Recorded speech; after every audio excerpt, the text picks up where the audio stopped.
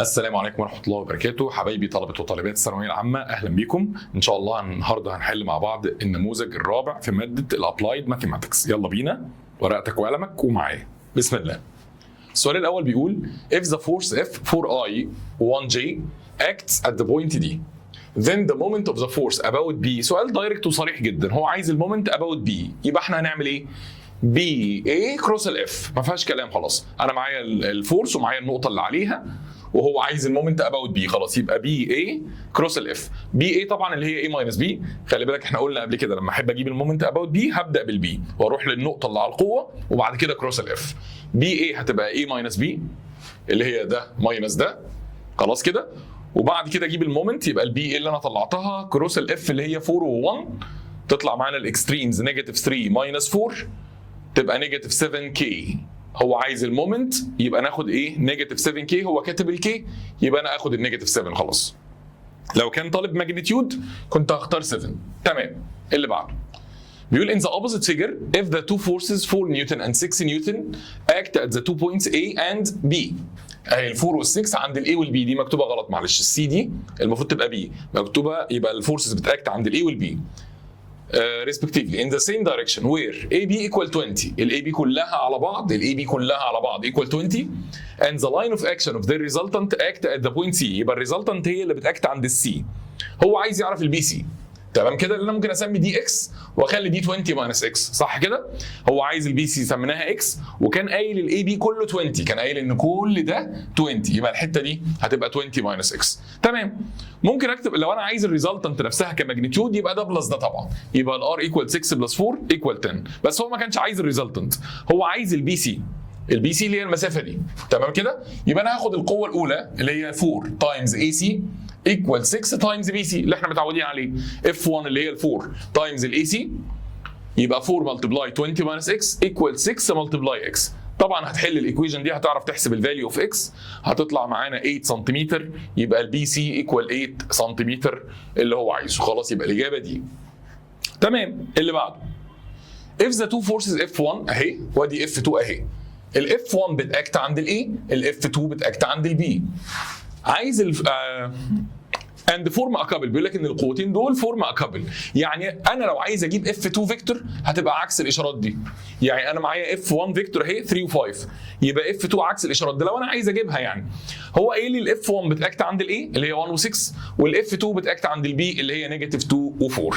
طب انا عايز ايه بقى؟ عايز المومنت بتاع الكابل ده. هو طالما قال كابل خلاص يبقى ممكن اجيب المومنت اباوت ايه او المومنت اباوت بي اللي تعجبني. لو جبت المومنت اباوت بي خلاص دي مشيت، يبقى بي اي كروس F1. طب لو جبت المومنت اباوت ايه يبقى دي اللي مشيت، يبقى اي بي كروس F2. تمام. يبقى انا هجيب المومنت اهو اباوت بي، هيبقى بي اي كروس الاف 1. بي اي طبعا هتبقى اي ماينس بي، هتطلع معانا 3 و2، نعمل لها كروس الاف 1 بقى اللي هي 3 و5، يبقى بي اي اللي هو 3 و2 كروس الاف 1 اللي هي 3 و5 اكستريمز، يبقى 15 ماينس 6 تطلع 9 كي. تمام. يبقى المومنت بتاع الكابل بتاع التو فورسز دول ايكوال 9 كي. تمام. اللي بعده بيقول if the position vector of a particle is given as a function of time t، يبقى ده كده الار، ده البوزيشن فيكتور. تمام. then the magnitude، ومديك طبعا ان السي هو الكونستانت يونت فيكتور ماشي، then the magnitude of the position vector when the velocity vanish. هو عايز الماجنتيود بتاع البوزيشن لما الفيلوسيتي تفانش. طيب تعال الاول نجيب الفيلوسيتي. طب اجيب الفيلوسيتي ازاي؟ عن طريق الار. هعمل ديريفاتيف الار with respect to time، يبقى الفيلوسيتي هتبقى دي ار باي دي تي، هتطلع 2 تي ماينس 8. تقول لي يا مستر هو اصلا سؤاله عن البوزيشن فيكتور، بيقول فايند ذا بوزيشن فيكتور اللي هو الار يعني. تمام كده، بس عايزها امتى؟ لما الفيلوسيتي تفانش. يعني ايه الفيلوسيتي فانش؟ يعني لما تبقى الفيلوسيتي ايكوال 0. نساوي الفيلوسيتي بزيرو هنعرف نطلع التايم اللي هنعوض فيه بي في البوزيشن فيكتور. خلاص هو عايز البوزيشن فيكتور، يبقى نعوض بالفور هنا، خلاص تطلع معانا نيجاتيف 16 في دايركشن السي. تمام. يبقى الاجابه 16 لانه عايز ماجنتيود، هو عايز ماجنتيود يبقى بنشيل الايه؟ بنشيل النيجاتيف. تمام. اللي بعده if the algebraic measure of the force F is given by the relation، دي الفورس F، مديني الفورس بالريليشن دي where F is measured by Newton and the time t in second. Then the magnitude of the change of momentum. Change of momentum اللي هو الامبلس. طب بجيب الامبلس ازاي لما تكون الفورس فاريبل؟ بنعمل انتجريشن. يبقى عشان اجيب الدلتا اتش اللي هو الامبلس تمام كده، يبقى اعمل انتجريشن الانترفال من 1 ل 4 للاف with respect to time، صح كده؟ يبقى انتجريشن من 1 ل 4 الاف اللي هي تي باور 2 بلس 4 تي. بالنسبه للتايم اكتب على الكالكليتر بتاعتك، طلعنا خلاص التشينج في المومنتم 51 نيوتن سكند اللي هي سي. السؤال السادس بيقول forces of magnitudes 8 و5 و6 و7 اهم زي ما انت شايف 8 و5 و6 و7 نيوتن act at A, B, C, D respectively where AB equal BC equal CD equal 6 يعني ده ب 6 وده ب 6 وده ب 6 تمام. If the resultant R acts at the point M. طب هي فين ال AM يا سيدي؟ معرفش.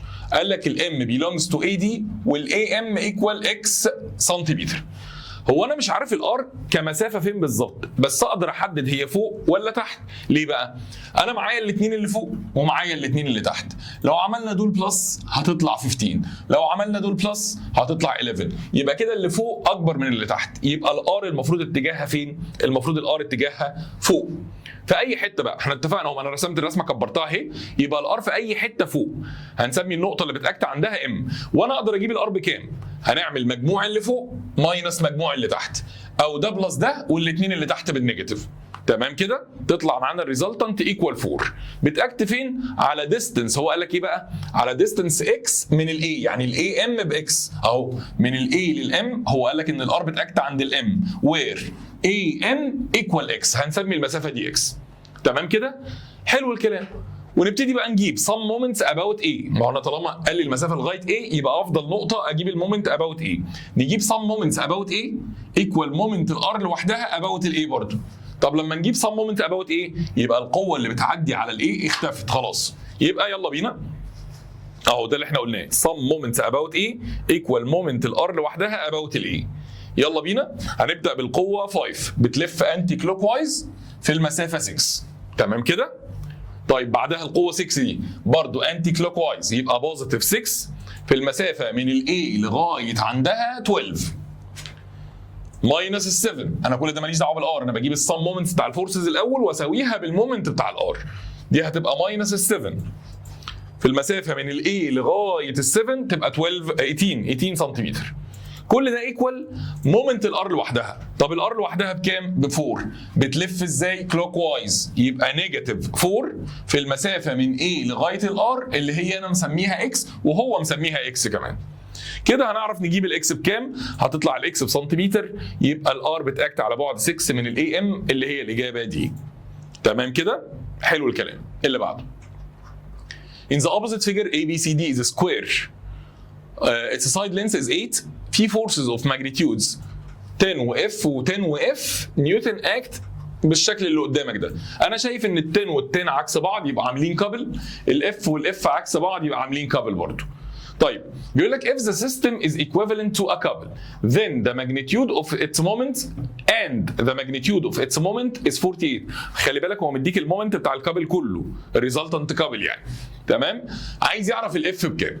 طيب انت بتقول يا مستر اهو خلي بالك هو طالب مديني هنا الالجبريك ميجر، دي المفروض غلطه، هي مش ماجنتيود، هو مديني الجبريك ميجر عشان اعرف الاشاره، لان كلمه ماجنتيود انا مش هبقى عارف الكابل ده بيلف بوزيتيف ولا بيلف نيجاتيف، انما الجبريك ميجر خلاص يبقى انا كده عارف ان هو يقصد البوزيتيف خلاص، ولو كان قاصد النيجاتيف كان كتب نيجاتيف، لان كلمه الجبريك ميجر بيبقى فيها الاشاره جواها الاشاره، فخلاص يبقى ال 48 هنا بوزيتيف خلاص. ماشي نبدا بالفورس 10 الكابل بتاع ال10 دي ودي بنلف دي حوالين دي تبقى كده بوزيتيف 10 في المسافه ما بينهم اللي هي السايد اللي هو 8. طيب الاف والاف بيلفوا كده يبقى نيجاتيف الاف المسافه ما بينهم اللي هي السايد برضو وده سكوير يبقى 8 برضو. هو قايل لك بقى ان المومنت بتاع الكابل اللي انت جبته ده بيساوي كام يا باشا؟ بيساوي 48. كده نعرف نحسب الاف هتطلع معانا 4 نيوتن اللي هي ايه؟ اللي بعده particle moves in a straight line such that the algebraic measure of its velocity vector v is given by the function in time بالrelation دي الفيلوسيتي. then the algebraic measure of the average velocity during التايم دي، هو عايز الافريج velocity اللي هي displacement على تايم، الافريج velocity اللي هي displacement على تايم. يبقى انا لازم الاول اجيب الديسبيسمنت. تقول لي طب ازاي اجيب الديسبيسمنت من الفي؟ اعمل انتجريشن صح كده، ومن 1 ومن 0 ل 7 خلاص، يبقى انتجريشن من 0 ل 7. بعمل انتجريشن الفي من 0 ل 7. طب فاكر امتى بحط ابسوليوت على الفي؟ لما ابقى عايز الديستنس، انما ديسبيسمنت يبقى من 0 ل 7 من غير ابسوليوت. تمام، تطلع معانا الرقم ده. طب انت يا مستر جبت ديسبيسمنت ليه؟ لانه عايز افريج فيلوسيتي، والافريج فيلوسيتي بتبقى توتال ديسبيسمنت على التوتال تايم، يعني 49 اوفر التوتال تايم اللي هو من 0 ل 7 يبقى 7 صح كده؟ يبقى 49 ديفايدد 7 تطلع معانا 7 متر بير سكند. تمام. اللي بعده body of mass 2 units ماشي move under the action of force 1 اهي، وادي force 2 اهي، يعني القوتين دول بيأثروا عليه يعني.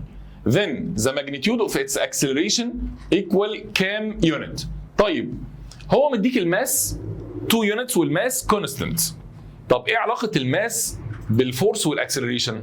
ايوه برافو عليك، المفروض ان الفورس بتساوي ام اي، الاف ايكوال ام اي، بس اني فورس تفتكر اف 1 ولا اف 2 ولا الريزلتنت؟ طبعا الريزلتنت. تمام، يبقى انا دلوقتي عندي الاف فيكتور ايكوال الماس في الاكسلريشن فيكتور. مين المقصود بالاف فيكتور؟ لا اف 1 ولا اف 2، المقصود بيها الريزلتنت اللي هي هتبقى 4 بلس 2 يبقى 6 ونيجاتيف 1 بلس 9 اللي هي 8 صح كده؟ يبقى دي كده الريزلتنت اللي هي الاف، الريزلتنت بتاعت القوتين، عملت الاي بلس الاي والجي بلس الجي ايكوال الماس اللي هي 2 في الاكسلريشن اللي هو عايزها صح كده؟ تمام، نودي 2 بالديفايد يبقى كده الاكسلريشن هتبقى 3 و4. طب هو عايز ماجنتيود، طب ازاي بجيب الماجنتيود من الفيكتور؟ يبقى روت 3 سكوير بلس 4 سكوير تطلع 5 اللي هي الاجابه دي. اللي بعده if the opposite figure represents velocity time graph تمام of a car moves in a straight line then the displacement within the time interval من 0 ل 6. displacement من 0 ل 6 يبقى هناخد الاريا دي والاريا دي. والله لو سؤاله على الديسبيسمنت يبقى ناخد اللي تحت بالنيجاتيف واللي فوق بالبوزيتيف. طب لو سؤاله على ديستنس يبقى الصم بتاع الاثنين بالبوزيتيف. تمام كده، يبقى الديسبيسمنت هنا هناخد اللي تحت بالنيجاتيف اهو، يبقى نيجاتيف ده مثلث، يبقى الاريا هاف البيز في الهايت، البيز ب 2 الهايت ب 1. تمام كده، والتاني برضو مثلث من 2 ل 6 يبقى البيز ب 4 والهايت هنا من 0 ل 2 يبقى 2، يبقى هاف ال 4 في ال 2 بس بالبوزيتيف عشان ده فوق، يبقى الديسبيسمنت هتطلع معانا 3 length unit. 11 in the opposite figure يقول if the forces are measured in Newton then the algebraic measure of the resultant couple equal كام؟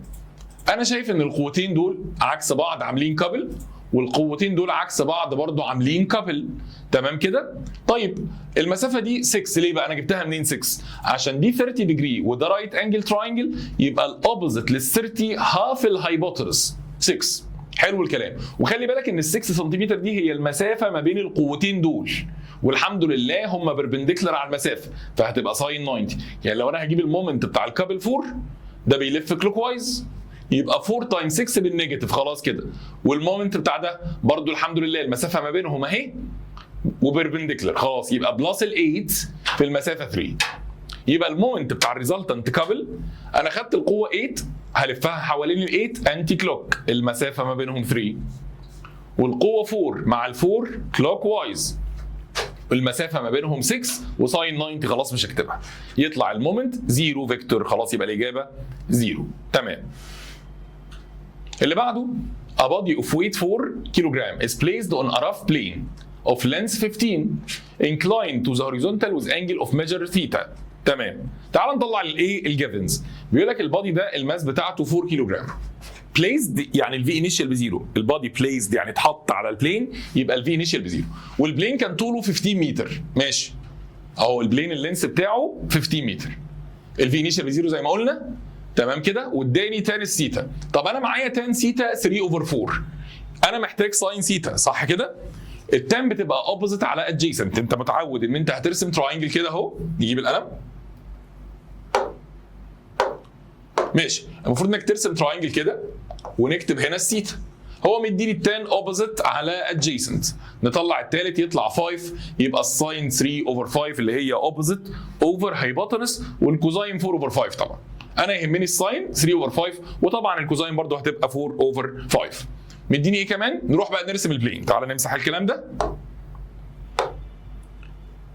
تمام، هنرسم الانكلاين بلين اهو. بص اهو، اوسع لك الانكلاين بلين اهو.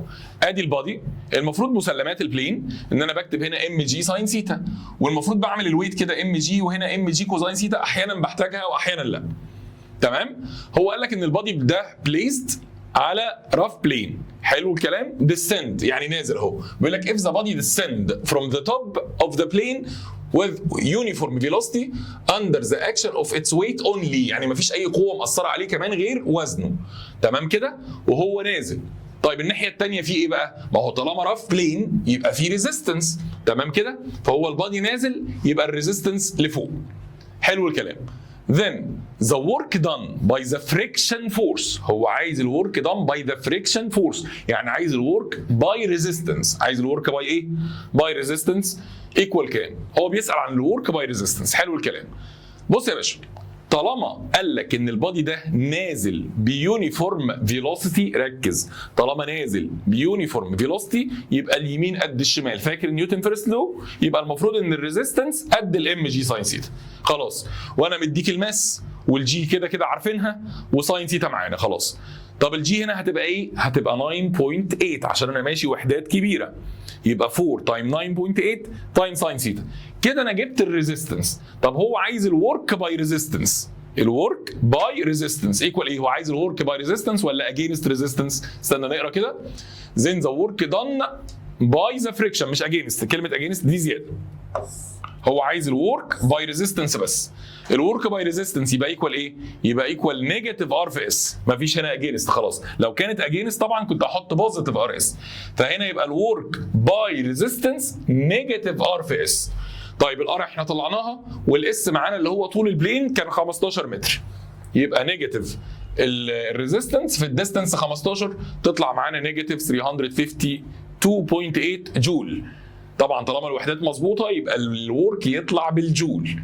طب يا مستر الرقم ده مش موجود. ايوه يا حبيبي، لان هو مش عايزها جول اصلا، هو عايزها كيلو جرام ويت متر. هو مين الجول؟ نيوتن متر. طب خلاص احول من نيوتن لكيلو جرام ازاي؟ يبقى ديفايدد 9.8 تطلع معانا نيجاتيف 36 كيلو جرام ويت متر. وده اللي هو عايزه. هو عايز الورك باي ريزيستنس. طب لو كان عايز الورك اجينست الريزيستنس كانت هتطلع دي. تمام. اللي بعده بيقول in the opposite figure ABCD is a trapezium in which angle C is right. ماشي. AD parallel to BC. اوكي. DC 4 سم والجيفنز دي كلها مكتوبه. ماشي. Then the sum of moments of the forces shown in the figure about the point C. هو الراجل طالب المومنت about C. تمام كده؟ هو ما قالكش ان ده كابل ولا اي حاجه، لا هو بس عايز المومنت about C. تمام. طب بص يا حبيبي، انا هعمل معاك حاجه، هرسم من هنا كونستراكشن. الكونستراكشن ده هيساوي ده، يبقى 4. تمام؟ دي كلها كانت 9. هتتقسم كام؟ خلي بالك بقى. ده كان 6 سم هو اللي قايل اهو. اي دي ايكوال 6 سم، وده كله 9. يبقى الحته دي برده 6، يبقى الباقي هنا خلاص بقت 3. يبقى ال9 الكبيره دي اتقسمت 6 زي فوق، وبقيه ال9 هنا 3. يطلع ده بايثاغورس ايه؟ 5. طب انت بتجيب ده كله ليه؟ هقول لك. هو طالب منك السم مومنتس اباوت سي. تعال نبص بص. انت بتجيب المومنت اباوت سي هنا، يبقى الفورس دي مع السلامه خلاص، صح كده؟ يبقى الفورس اللي هي اباوت سي دي مع السلامه، لان دي بتعدي على السي. الفورس دي بتعدي على السي خلاص. طيب نبدا بالفورس 4 مثلا؟ لا نبدا بال5. الفورس 5 نيوتن اهي. ركز بقى، بتلف حوالين السي ازاي؟ انتي كلوك وايز. يبقى الفورس دي هتبقى بالبوزيتيف، عشان كده انا كاتب الفورس 5 بالبوزيتيف. الديستنس، انا بجيب الديستنس من السي، همشي كل ده اللي هو 9 في ساين الانجل دي، صح كده؟ خلي بالك ده احسن ما ترسم بيربنديكولار. ها، اصل واحد يقول لي يا مستر انا هطول ده وارسم بيربنديكولار وادور على طوله. طب وليه؟ ما انت معاك طريقه ثانيه اللي هي الفورس في الديستنس في ساين الانجل. تمام، يبقى الفورس كده بوزيتيف. الديستنس كل من السي، انا بجيب الديستنس من النقطه اللي انا بجيب عندها المومنت، يعني من السي لغايه الفورس. يبقى كل ده في 9 وبعد كده ساين سيتا. تمام. الثيتا اللي هي دي. الساين طبعا يبقى اوبوزيت على هايبوتنس. عرفت انا ليه جبت كل ده؟ يبقى هنا الساين هتبقى 4/5. خليها في الخطوه اللي جايه. كده انا خلصت المومنت بتاع الفورس دي. فاضل لي المومنت بتاع الفورس 4 بتلف اباوت سي في النيجاتيف دايركشن، يبقى نيجاتيف 4 في المسافه من السي لغايه الفور على طول اهي، يبقى بيربنديكولار اللي هي 4 وساين 90. خلاص اتفقنا ان ساين ثيتا 4/5 ودي 16. خلاص احسب يطلع معانا المومنت 20 نيوتن سنتيمتر. تمام. اللي بعده بيقول في قوتين باراليل F1 باراليل تو F2 and its resultant R، واداني F1 بكام؟ وقال لك ان الار هي 4F2 يعني قد الاف 2 4 مرات. ماشي. بص يا باشا، هي المفروض ان الار فيكتور على طول بتبقى F1 فيكتور بلس F2 فيكتور. صح الكلام. هو قايل ان الار فيكتور 4F2، خلاص يبقى نشيل الار ونحط مكانها 4F2 ونسيب دي F1 انا عارفها اهي 6 و9 ممكن اسيبها دلوقتي بلس الاف 2. تمام. هودي الاف 2 دي بالماينس، يبقى كده هيبقى 3F2 ايكوال الاف 1. يبقى الاف 2 لوحدها ثيرد الاف 1. صح كده؟ طب ما الاف 1 يا مستر انا عارفها، يبقى الاف 2 ثيرد الرقم ده اللي هو 6 و9، تطلع الاف 2 2 و3. انا كده وصلت للاف 2 فيكتور. هو عايز بس الاف 2 فيكتور اهي. خلاص يبقى الاف 2 هتطلع 2i بلس 3j اللي هي دي. اللي بعده بيقول body moves in a straight line such that the algebraic measure of the velocity is given as a function in time t. الفيلوسيتي متر بير سكند والتايم t. تمام. والريليشن اهي اللي بتطلع الفيلوسيتي. Then the motion is decelerated. قلنا لما يطلب accelerated motion او decelerated motion هجيب ال v وال a واضربهم في بعض واسويهم بزيرو. يلا بينا. ال v جاهزه. نجيب ال a هتبقى 2t 6 اللي هي ديريفاتيف ال v. اجيب ال VA اضربهم في بعض واقول ايكوال 0. يبقى يا اما ده بزيرو هيطلع لي 0 6، يا اما ده بزيرو هيطلع لي 3. نمبر لاين اسمه VA بيبدا التايم بزيرو، وطلعنا 3 و6 بالترتيب كده. هنجرب رقم هنا نعوض بيه في الاثنين دول ونشوف هيطلع بوزيتيف ولا نيجاتيف. يعني هنضرب ده في ده بالرقم اللي ما بين الزيرو وال3 مثلا 1 او 2 هيطلع لي هنا بوزيتيف. اللي ما بين ال3 وال6 هيطلع لي الفي اي نيجاتيف، اللي بعد ال6 هيطلعها لي بوزيتيف. هو بيسال عن الديسيلريت يبقى من 3 ل6 اللي هي النيجاتيف. تمام. اللي بعده بيقول in the opposite figure if the system started to move from rest when the two bodies were on the same level زي ما انت شايف كده. تمام. then the vertical distance between the two bodies after 3 seconds. الاول تعال نجيب الاكسلريشن. مين الاكبر في دول؟ دي. يبقى دي هتنزل ودي هتطلع. صح كده؟ نجيب الاكسلريشن ازاي؟ 4 ماينس 3 على 4 بلس 3 في الجي، وهنا جرامز يبقى الجي 980. تمام كده؟ يطلع الاكسلريشن ايكوال 140 سنتيمتر بير سكند سكوير. تمام. عايز الديستنس هو بعد 3 ثواني. طب خلاص تعال نشوف السيستم اتحرك قد ايه بعد 3 ثواني. انا معايا الفي انيشال بزيرو لانه قال لك ستارتد لما كانوا على نفس الليفل يعني. تمام. ومعايا الاكسلريشن خلاص جبتها، ومعايا التايم ب3 ثواني. كده نعرف نجيب الاس اللي اتحركها السيستم. هيطلع معانا الاس بكام يا باشا؟ الاس طلعت ب 630. يبقى التوتال ديستنس كام؟ يبقى ده طلع 630 وده نزل 630. يبقى التوتال ديستنس 630 تايمز 2 تطلع معانا الرقم الحلو ده اللي هو 1620. 1260 معلش اللي هي سي. تمام. اللي بعده بيقول in the opposite figure AB is a uniform rod of weight 12. uniform يعني الويت من النص زي ما انت شايف كده. تمام. and its length is 18 سنتيمتر. كله على بعضه 18 سنتيمتر. if the rod is in equilibrium when R1 equal double ال R2. تعال نرسمها تاني اهي. ادي السبورت الاول وادي السبورت الثاني. الويت في النص بالظبط. قال لك هو ايكوليبريم امتى؟ لما الار 1 دبل الار 2. ماشي حلو الكلام.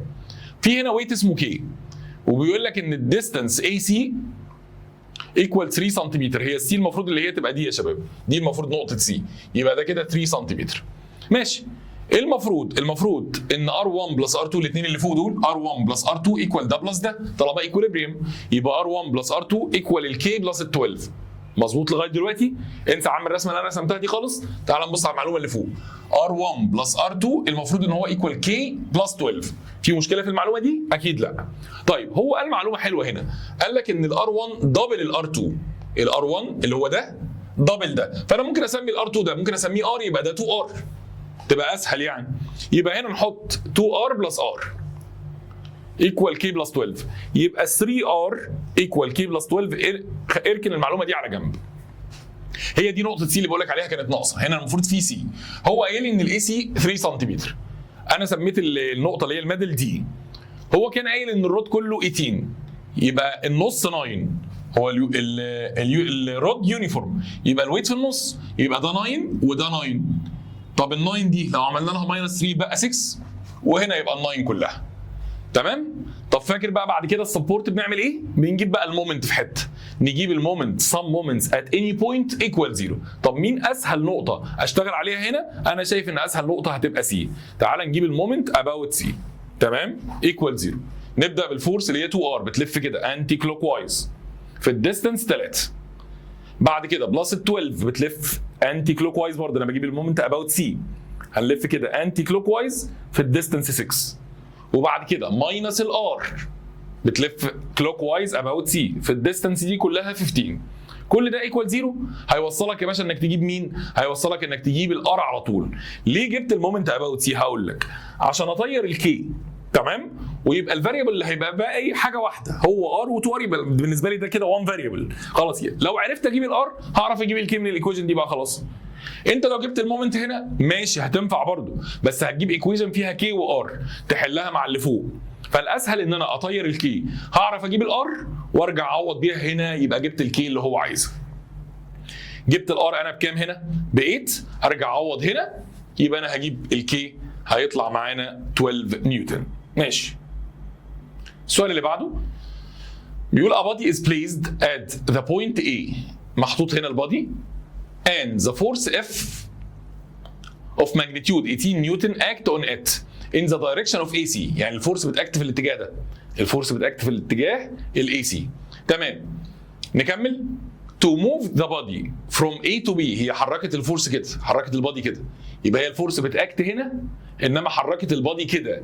ركز، الفورس بتاكت على الاي سي فحركت البادي في اتجاه الاي بي. ماشي. then لا استنى حركت البادي from A to B then from B to C. حلو الكلام. حركت البادي من A ل B الاول، بعد كده من B ل C. قال لي طب ما خلاص كانه اتحرك في اتجاه الاي سي وخلاص برضه، يعني كان البادي اتحرك في اتجاه الفورس. يبقى انا بتكلم على الديسبيسمنت اهي، حركته. يعني واحد يقول لي يا مستر مش انت بتقول ان الورك اف دوت اس؟ تمام. طب هي فين الاس؟ ما هو قال لك البادي ده اتحرك من A ل B بعد كده من B ل C، يعني الاس بتاعتنا اي سي على طول. صح كده؟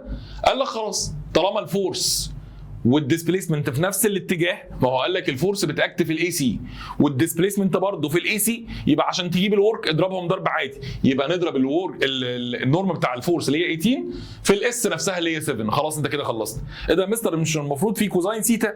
ايوه، ما هو انت فعلا لو الفورس ماجنتيود لازم اضرب الفورس ماجنتيود الفورس في ماجنتيود الاس في كوزاين سيتا. طب ما هما الاثنين في نفس الاتجاه، يبقى خلاص كوزاين زيرو. طب انا عرفت تاني، عرفت منين ان هما نفس الاتجاه؟ هو قال لي الفورس صريحه في اتجاه الاي سي، حركت البادي من A ل B بعد كده من B ل C، يبقى برضه في اتجاه الاي سي. خلاص يبقى نضربهم في بعض على طول تطلع 126. سؤال 19 بقى المقالي بيقول ABCD is a fine lamina in the form of rectangle where AB equal 12 and BC 16. ماشي. and الويت بتاعها النيوتن. حلو. acting at the intersection point of diagonals. The lamina is suspended by a thin horizontal pin. دي مسألة suspension اللي هي ايه بقى؟ بدور الويت والرياكشن هيعملوا كابل عكس الكابل اللي هيلف اللامينا. تاني لما يقول لك في حاجة اتعلقت وفي كابل أثر عليها، خلاص كده لفها، يبقى الويت والرياكشن هيعملوا كابل عكس الكابل اللي أثر على اللامينا دي. تمام. تعال نقول تاني بقى. اتعلقت من الايه so that the plane is vertical. بيقول لك if a couple the magnitude of its moment 125 Newton centimeter acted on the lamina to be equilibrium state when the position AC inclined to the vertical by an angle of measure 30. واحد يقول لي مثلا مش فاهم لغايه دلوقتي، انا مش فاهم حاجه. بص يا حبيبي، المفروض ان الوضع الطبيعي لما اجي اعلق لامينا تمام على شكل ريكتانجل، المفروض ان الفيرتيكال لاين يبقى دايجونال قبل ما اثر عليها باي كابل. المفروض الفيرتيكال لاين يبقى هو الدايجونال. تمام. طب جه الكابل اثر عليها، الدايجونال مش هيلف، الدايجونال هيبقى في مكانه. بص كده المنظر هيبقى عامل ازاي. الدايجونال كده كده او الفيرتيكال لاين في مكانه، بس اللامينا لفت شويه.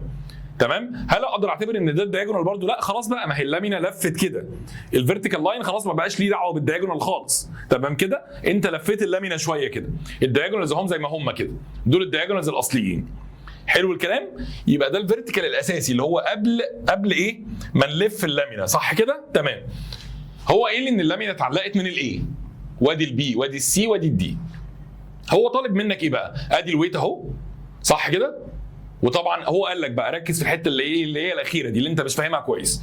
بيقول لك the lamina to be equilibrium state when امتى بقى؟ لما الاي سي inclined على الفيرتيكال بانجل 30.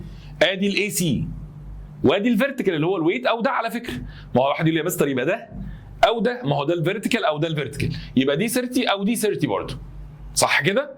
ركز تاني اهو. قال لك اللامينا اتريست لما حصل ايه؟ لما كان الاي سي انكلايند، الاي سي مش هوريزونتال ولا حاجه، هو انكلايند على الفيرتيكال اللي هو الويت او الخط الاساسي ده. انكلايند بانجل كام؟ بانجل 30. بس المفروض هرسمها لك تاني على نظافه اهي، المنظر اللي احنا رسمناه هناك. المفروض يا مستر ان الكابل اللي اثر على اللامينا ده في كابل تاني بيلغيه اللي هو الويت والرياكشن ات ايه اهو. ذا لامينا از ايكوليبريم اندر ذا اكشن اوف الويت والرياكشن والكابل. ده كابل اوريدي خلاص، يبقى الويت والرياكشن مع بعض هيعملوا كابل، صح كده؟ الرياكشن ات ايه اهو هيبقى عكس الويت وبيساوي الويت، يبقى الرياكشن والويت فورم ا كابل، يبقى الرياكشن ات ايه ايكوال الويت. تمام كده؟ اند فيرتيكال اب. الكلام ده لازم تكتبه في سؤال مقالي تبقى انت بتفهمه الدنيا ماشيه ازاي. حلو الكلام. هو طالب مني الماجنتيود بتاع الويت. طيب واحد يقول لي بص، المفروض ان المومنت بتاع الويت والرياكشن ايكوال ايه؟ باخد الويت، اي واحده فيهم الاثنين ويت طبعا، خلاص بتلف كده كلوك وايز، يبقى نيجاتيف، المفروض يطلع نيجاتيف 125. ليه بقى؟ لان المفروض ان الكابل الاولاني اللي اثر على اللامينا كان الماجنتيود بتاعه كام؟ 125، وانت رسمتك بتقول ان انت لفتها انتي كلوك وايز. لفتها ايه؟ انتي كلوك وايز. يبقى المفروض المومنت الاولاني ده كان بوزيتيف، يبقى الويت والرياكشن هيطلع زيه بس بالنيجاتيف. تمام. طب المفروض ان انا بقى بطلع الويت والرياكشن ازاي؟ المومنت بتاعهم ازاي؟ اللي هي الفورس في الديستانس بقى خلاص. طب الفورس ويت بتلف نيجاتيف. الديستنس ممكن واحد يقول لي انا هاخد المسافه اللي هي دي وساين الانجل دي اللي هي ما بين الديستنس والرياكشن، المفروض اخد الانجل اللي هي 150، بس ساين ال 150 هي ساين ال 30. انا باخد الانجل ما بين المسافه والقوه، فالقوه انا ممكن اطولها لتحت، فانا ممكن اخد الانجل اللي تحت عادي، ما هي القوه طالعه كده انا ممكن انزلها كده، يبقى اخد الانجل ما بين الديستنس والقوه. او واحد يقول لي انا هرسم بيربنديكولار كده واجيب طوله من التراينجل، مفيش مشكله برده. تمام. يبقى الويت في الديستنس. طب الديستنس دي بكام بقى؟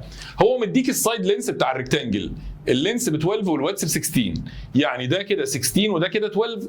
نجيب الدياجونال ببايثاغورس، تمام كده هيطلع 20، يبقى الدياجونال ده هيطلع 20 وده كمان 20، يبقى المسافه دي النص اللي هي 10، صح كده؟ اللي هي الاي ام، يبقى الاي ام دي هتطلع 10 وبعد كده ساين 30، المفروض ايكوال الرقم ده.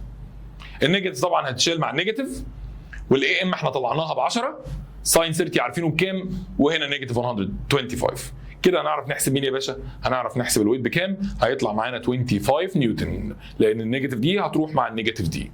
تمام يا شباب.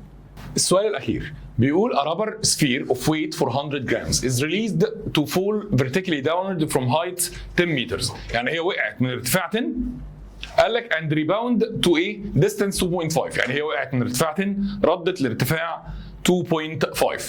تمام. calculate the lost kinetic energy due to collision. ماشي. هو اللوس في الكاينيتيك انرجي اللي هو ايه؟ اللي هو الفيرست ماينس السكند. احنا قلنا اللوس بيبقى ناخد الفيرست ماينس السكند ديو تو كوليجن. يعني هو بص، واحد يقول لي انا هحل السؤال ده ازاي؟ يقول لي يا مستر انا هجيب السرعه هنا في الاخر هنا، تمام كده، اللي هي في فاينل، واجيب بيها الكاينيتيك انرجي الاولانيه اللي هي هاف ام في سكوير بقوانين الموشن العاديه، تمام كده. انت معاك الفي انيشال بزيرو والاس ومعاك الجي ب 9.8، تمام كده. طب وانا طالع لا، يبقى معايا الجي بنيجاتيف 9.8 ومعايا الاس ومعايا الفي فاينل بزيرو، فاقدر اجيب الفي انيشال اللي طالع بيها من هنا واجيب بيها الكاينيتيك انرجي اللي هنا، وبعد كده اعمل دي ماينس دي عشان اجيب الايه؟ اللوس في الكاينيتيك انرجي. صح طبعا. واحد تاني هيقول لي لا بص، في حل اسهل واسرع. انا عارف ان البادي ده وقع من هنا لهنا، صح كده؟ يبقى الكاينيتيك انرجي هنا ايكوال البوتنشال انرجي هنا، يبقى الكاينيتيك انرجي عند البي ايكوال البوتنشال انرجي عند الاي اللي هي ام جي اتش، صح كده؟ الماس هتبقى 0.4 لان انا هحولها كيلو جرام عشان انا شغال هنا متر وهو عايزها في الاخر بالجول، يبقى الماس تتحول كيلو جرام. والجي 9.8 والهايت ب 10. يبقى انا كده جبت الكاينيتيك انرجي عند البي. عايز اجيب الكاينيتيك هنا بقى عشان اجيب اللوس، لان هو عايز اللوس ديو تو كوليجن اللي هو قبل الخبطه وبعد الخبطه على طول، فانا لازم اجيب الكاينيتيك انرجي قبل والكاينيتيك انرجي بعد الخبطه على طول. طب ما انا عارف برضو ان الكاينيتيك انرجي عند السي ايكوال البوتنشال عند الدي اللي هي ام جي بس في الهايت في الاتش في الهايت الثاني، يبقى الماس في الجي في الهايت اللي هو 2.5، يبقى الكاينيتيك انرجي هنا هتطلع 9.8 جول. يبقى اللوس في الكاينيتيك انرجي كام؟ يبقى ده ماينس ده. حلو الكلام؟ يطلع معانا الرقم الحلو ده. لغايه هنا يبقى انتهى النموذج الرابع. اشوفكم في النموذج الخامس. شكرا يا شباب والسلام عليكم ورحمه الله وبركاته.